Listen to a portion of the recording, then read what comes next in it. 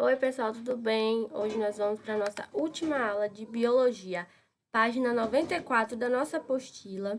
E o assunto de hoje é Ecologia. Vamos lá, Ecologia, o que significa? É o estudo das relações entre os seres vivos e o ambiente em que eles vivem. O termo ecologia ele apareceu pela primeira vez em 1866 e ele é atribuído ao naturalista alemão Ernst Haeckel. Ecologia, ela vai derivar do grego oikos, que significa casa, e logos, que é estudo, como a gente já viu antes, tá bom? Vamos para alguns conceitos fundamentais da ecologia, são coisas que a gente já viu, por exemplo, espécie, né? Espécie é a unidade de classificação dos seres vivos e a gente pode definir a espécie como um conjunto de seres vivos que apresentam as mesmas características morfológicas, fisiológicas e comportamentais. E como a gente viu no sistema de classificação, elas podem cruzar entre si e produzir descendentes férteis. A gente tem organismos de uma mesma espécie, que habitam em determinado espaço ao mesmo tempo. Isso aí a gente chama de população. Por exemplo, a população da cidade de Itajaí são organismos de uma mesma espécie, seres humanos, que vão habitar num determinado espaço, que é a cidade, ao mesmo tempo que agora. Então, nós somos uma população, beleza? Ao conjunto de populações que interagem em um determinado meio, dá-se o nome de comunidade ou biocenose, que é a parte biótica, né, que é o conjunto de seres vivos do nosso ecossistema. A comunidade, ela pode ser formada por espécies de plantas e animais que vão se interrelacionar e ocupar o mesmo espaço. Tranquilo? Um conjunto de espécies forma uma população e o conjunto de populações forma uma comunidade. E o vizinho resolveu fazer reforma agora, mas não se preocupe. Vamos lá. Ao conjunto de seres vivos e do seu meio ambiente físico, a gente chama biótipo, né? Incluindo as relações entre si, a gente vai dar o nome de ecossistema, tá bom?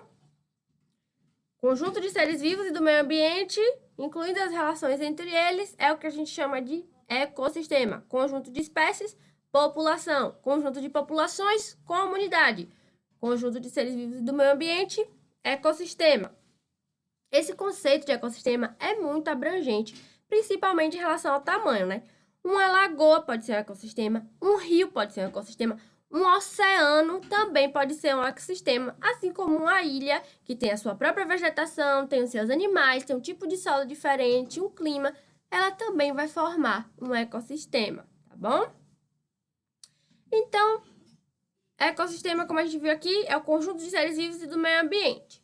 Já o bioma é um conjunto diversificado de ecossistemas, né? São as grandes subdivisões que o nosso planeta tem.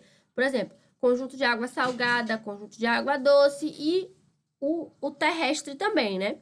O conjunto de biomas forma a biosfera. Então, o conjunto de ecossistemas é o bioma.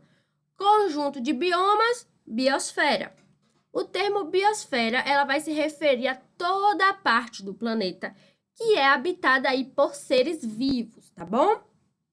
E ecossistema é definido pela inter-relação entre os componentes abióticos, né, que são solo, água, luz, nutrientes, e os componentes bióticos, que somos nós, os seres vivos, tá? Então, ficou esse conceito aí fixado na cabeça.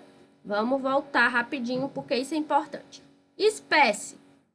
Seres vivos que têm as mesmas características morfológicas, fisiológicas e comportamentais, cruzam entre si e produzem descendentes férteis. Um conjunto de organismos de uma mesma espécie forma uma população. O conjunto de populações forma uma comunidade. O conjunto de comunidades, né, que são seres vivos de um ambiente que eles estão ali vivendo, formam um ecossistema. Um conjunto de ecossistemas forma um bioma. Um conjunto de biomas forma uma biosfera, beleza? Então, vamos falar um pouquinho de fluxo de energia, né? E de matéria. Os componentes bióticos que vão fazer parte de um ecossistema, eles vão fazer parte de 3 categorias, tá? Eles podem ser produtores, consumidores e decompositores. Vamos saber um pouquinho de cada um deles. Produtores são chamados também de autotróficos, a gente viu na aula passada. Autotróficos são o quê? fabricam o seu próprio alimento, tá bom? Então, eles também são chamados de produtores. Produtor por quê? Fabrica seu alimento, né? Produz seu alimento. A partir da matéria inorgânica simples, eles vão fabricar compostos orgânicos. Quem é que fabrica o próprio alimento que a gente viu na aula passada? As plantas. Os consumidores, eles também são chamados de heterotróficos. Por quê? Porque não produzem seu próprio alimento. Então, produtor é quem produz, consumidor é quem consome. Em decorrência disso, eles vão se alimentar de produtores ou de outros consumidores, tá? Os consumidores, eles vão ser classificados em primários, secundários, terciários e assim por diante. Já os decompositores são aqueles organismos que vão se alimentar de matéria morta, né? São geralmente os micro-organismos, como as bactérias e os fungos, ou então as larvas de insetos. Eles degradam a matéria morta e vão transformar em compostos inorgânicos que vão ficar ali disponíveis no solo, e daí eles vão ser utilizados pelas plantas, que são as produtoras, e aí vai começar todo o ciclo novamente. Então, revisando: produtor, quem fabrica seu alimento; consumidor, quem não fabrica o alimento; decompositor, quem decompõe, quem se alimenta de matéria morta. Quem são os produtores? As plantas. Quem são os consumidores? Nós.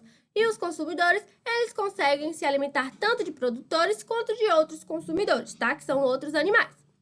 E os decompositores, eles são aquelas bactérias que vão degradar a matéria morta, tá bom? A isso a gente chama de quê? De cadeia alimentar. Olha que bonitinho. Tem a plantinha, o gafanhoto come a plantinha, o sapo come o gafanhoto, a cobra come o sapo, o gavião come aqui a cobra, depois ele morre, vai servir aqui para alimentar de novo as plantas e o ciclo recomeça, né? As bactérias vão degradar ele, vai para o solo e vai servir de alimento para as plantas. Então, vamos lá. Ó. O nível primário vai ser sempre quem? Os produtores. Os secundários são os primários são os consumidores primários. Os terciários são os consumidores secundários. E os quaternários, o nível quaternário vai ser dos consumidores terciários, tá bom? Aqui tem o exemplo da figura que eu falei, ó, vamos ver. A planta converte a energia luminosa do sol em energia química, ou seja, produz seu próprio alimento. Então, as plantas são autotróficas, produtoras. O gafanhoto vai comer a planta, então ele vai absorver aquela energia que foi fornecida pela planta. Todo animal que se alimenta de planta, ele é chamado de quê? Herbívoro. Vai ser o consumidor primário. Então, as plantas, elas são produtoras autotróficas, estão no nível 1. O gafanhoto, por exemplo, ele vai se alimentar da planta, ele é um animal herbívoro, então ele vai ser o consumidor primário, vai estar no nível 2.